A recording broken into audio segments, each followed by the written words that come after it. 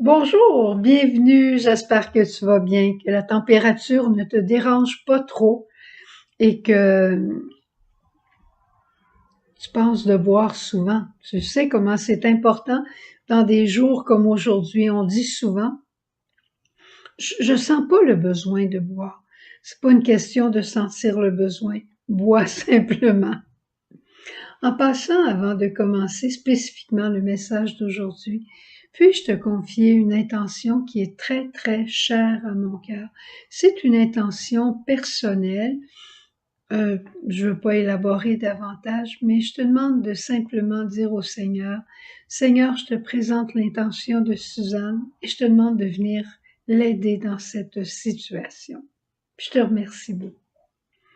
Alors, comme tu vois aujourd'hui, j'ai amené avec moi l'amour de ma vie, Jésus, le beau Christ miséricordieux, celui dont le cœur est ouvert. Et en le regardant de bonne heure ce matin sur mon icône qui est dans ma chambre, une grande icône droit devant mon lit, je le regardais puis j'ai dit, Jésus, moi aussi j'ai un cœur comme le tien. Toi, tu touches à ton cœur puis la miséricorde sort. Moi, quand on blesse mon cœur, c'est pas toujours de la miséricorde qui sort tout de suite. Puis là, j'ai regardé comment Jésus faisait. J'ai dit, ton cœur, Jésus, je pense que c'est l'Esprit qui m'a inspiré. Ton cœur, il est plein de la miséricorde du Père, parce que le Père et toi, vous êtes un. Puis le Père, il m'aime tellement, il nous aime tellement, tous ses enfants, qu'il a rempli ton cœur de miséricorde pour venir vivre au milieu de nous. Et ce qui fait que quand quelqu'un te blessait, sortait l'eau et le sang, quelqu'un te blessait, sortait ta miséricorde, tu voyais quelqu'un qui était mal pris, tu avais juste le goût de l'aider, l'esprit de miséricorde du Père et du Fils jaillissait de ton être. Je trouvais ça tellement beau. J'ai dit, j'aimerais tellement avoir un cœur comme ça. Ben, on va apprendre aujourd'hui un peu comment on peut avoir un cœur comme ça. La chose la plus simple qu'un enfant te dirait, si tu veux avoir un cœur comme ça, commence donc par le demander, puis dire au bon Dieu que c'est ça que tu aimerais avoir. Ça, c'est la première chose. Quand on regarde dans l'Évangile aujourd'hui, on voit Jésus qui a libéré un homme, qui a libéré deux hommes de possession. Ils étaient possédés par Satan, ils étaient très dangereux, personne n'osait s'approcher d'eux. Jésus, avec son autorité de sauveur, s'est approché d'eux et il a libéré les hommes. Eh bien, Jésus, il est encore le même aujourd'hui. Jésus aussi a l'autorité sur toutes les parties de notre vie qui, comme les démons, s'opposent encore à Dieu. On a encore des parties dans notre vie, dans notre cœur, si tu veux, dans notre âme, qui s'opposent à Dieu. Je te dis pas qu'ils sont habités par le démon, mais ils s'opposent encore à Dieu. Et Jésus a cette autorité par la puissance de son nom. Quand on prie par la puissance du nom de Jésus, Satan s'en va. Les tentations s'en vont. Ils reviennent? Oui, ils reviennent, mais il faut encore prier. Jésus a autorité sur tout ce qui est de mensonge, tout ce qui est de déception, tout ce qui est de mensonge. Personne m'aime, personne ne s'occupe de moi, je suis la moindre des créatures. C'est des mensonges. Chasse ça. Comment? Par la puissance du nom de Jésus. Dis simplement, Seigneur, par la puissance de ton nom de Jésus, de Sauveur, libère-moi de ces tentations de mensonges, de découragement. Tu vas voir, le bon Dieu va le faire. Si ça revient dans une heure, tu recommenceras bien simplement. Jésus a autorité sur notre inclination à faire le mal. On est comme toujours à tenter. On fait notre rapport d'impôt, supposé que c'est fini, là. On fait notre rapport d'impôt. Puis si on était capable d'aller chercher quelque chose un petit plus, là, même si la vérité, il faut la contourner un petit peu, c'est pas si grave. Le gouvernement a plein d'argent, il en donne, il en donne, il en donne. Il pourrait m'en donner à moi. On a toujours cette inclinaison, mais il faut revenir sur la droite ligne. Jésus a autorité sur nos mauvaises habitudes. les mauvaises habitudes de grignoter, les mauvaises habitudes d'avoir le dernier mot, les mauvaises habitudes de boire. Il faut toujours que je boive un verre le soir, ça me détend. Mais des fois, un verre, ça devient 2 verres, puis ça continue.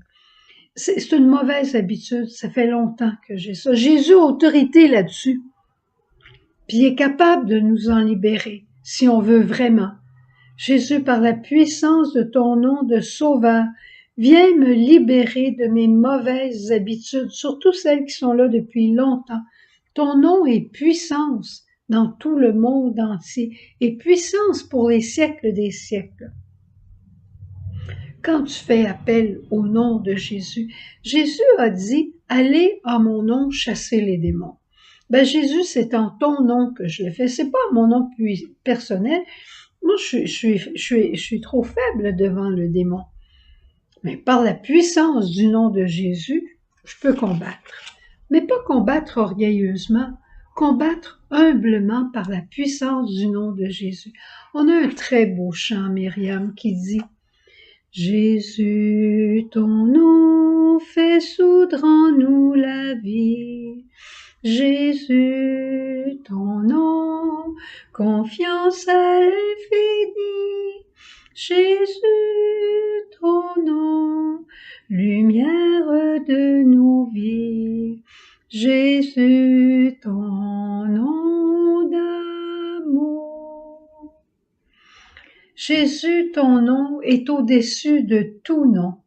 Jésus, ton nom est un océan de pardon. Il est le Rédempteur des nations. Jésus, ton nom d'amour. Comme un sceau sur mon cœur, ton nom est consécration. Mon nom écrit dans ta main dit que je t'appartiens. Et ça continue, c'est magnifique. La puissance du nom de Jésus. Et je veux terminer ici en nous rappelant que des tentations, on en aura toujours, et qu'une tentation, c'est bien. Un arbre, un jeune arbre, il faut à un moment donné le mettre dehors. On le met d'abord avec des tuteurs. Le vent arrive, puis on voudrait dire, ben il faut le rentrer en dedans. Un vrai jardinier va dire non, qu'il reste dehors. Il faut qu'il s'habitue à avoir des tempêtes, puis à résister. C'est comme ça qu'il va devenir fort. Ben nous autres aussi, on a à résister au mal, aux tentations, mais par la puissance. Notre tuteur, c'est la puissance du nom de Jésus.